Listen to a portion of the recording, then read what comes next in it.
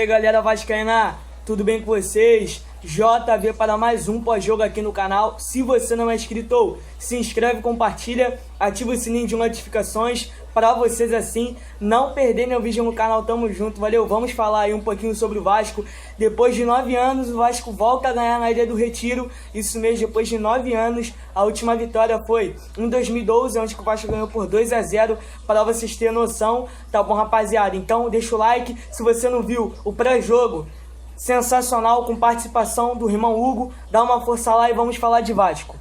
Vamos falar então aí de Vasco, né, rapaziada? Primeiramente, eu quero começar falando aqui esse vídeo. O Felipe Bastos está com Covid, isso mesmo, e com isso ele foi barrado, tá bom? Vai ficar 10 dias em Recife, né, para poder se recuperar e voltar ao Rio normalmente. Então o Felipe Bastos aí, né, vai desfalcar o Vasco para os próximos jogos, para vocês terem noção. O que acontece é o seguinte: o Vasco entra em campo. Eu pensava que o Sport iria jogar ofensivo, mas parece que o Sport nem entrou em campo. No meu ponto de vista, o Sport não jogou nada. O Vasco conseguiu jogar super bem lá dentro da ilha, né? Jogou muito bem o primeiro tempo, no meu ponto de vista. Entendo, tem erros, tem muita coisa para melhorar. Colocou Erle, colocou. Muita gente pensava, cara, vai tomar um pau. Mas não, foi ao contrário. A zaga do Vasco foi superior do que o time do Sport. O Erle hoje foi super bem no meu ponto de vista. O Marcelo Alves, sensacional. O melhor zagueiro do jogo hoje.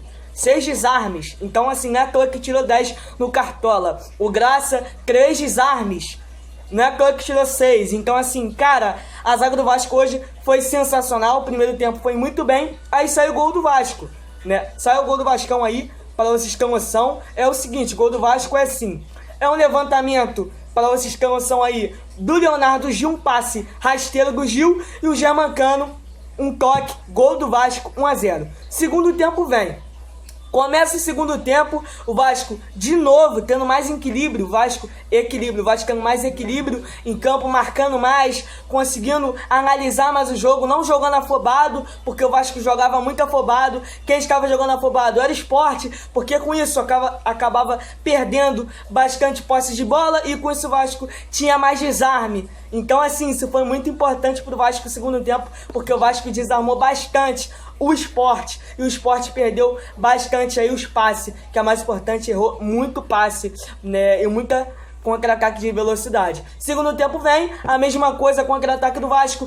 Neto Borges pela esquerda, rasteiro o passe, e o Cano, né, de carrinho, fazendo o gol do Vasco aí, né, gol de carrinho do Vasco, 2-0 por pouco, o gol não valeu, né.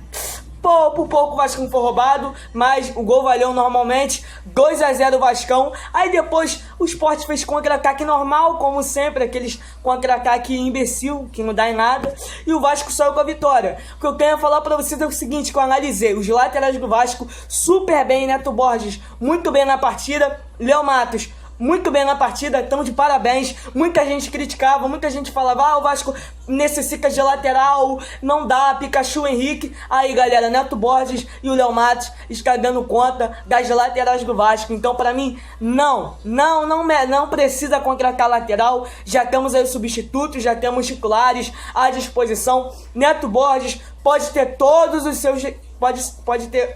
os seus defeitos, mas é um baita de um lateral, tem tudo para crescer no Vasco, é um bom jogador, tem bastante gás, marca super bem, tem um bom levantamento, a mesma coisa que o Léo Matos, é mais experiência. Então assim, rapaziada, o jogo hoje foi muito bom para nós ver como que está de verdade os jogadores. O Vasco veio desfalcado, na minha opinião, o Vasco desfalcado jogou melhor do que com os titulares de verdade. Marcelo Alves, sensacional, gostei muito do jogo hoje dele. Benítez foi bem também na partida.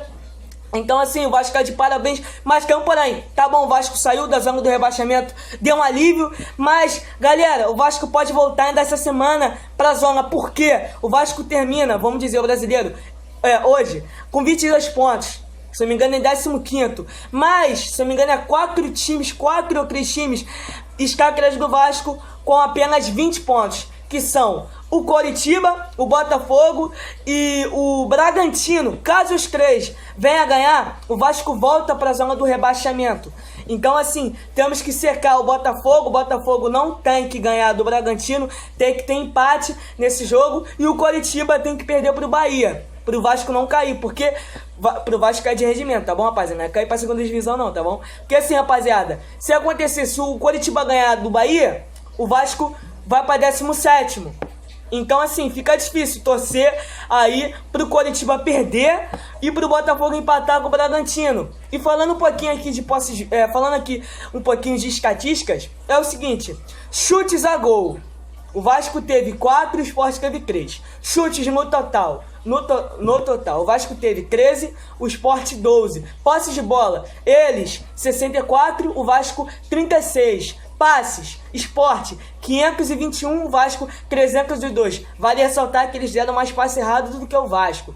Precisão de passe, 79% Vasco, 82% Sport. Faltas, 16 Vasco, 14 Sport. Cartões amarelo, nenhum, vermelho, nenhum. Impedimento 2 ele, 1 Vasco. E escanteio, Sport 4, Vasco 2. Então, assim, o Sport, vamos dizer, os números do Sport foi bem melhor do que o Vasco, mas o Vasco jogou melhor na partida e o Vasco conseguiu a vitória. Então, assim, o jogo é por detalhes, cara. O Vasco conseguiu, é uma vitória importante.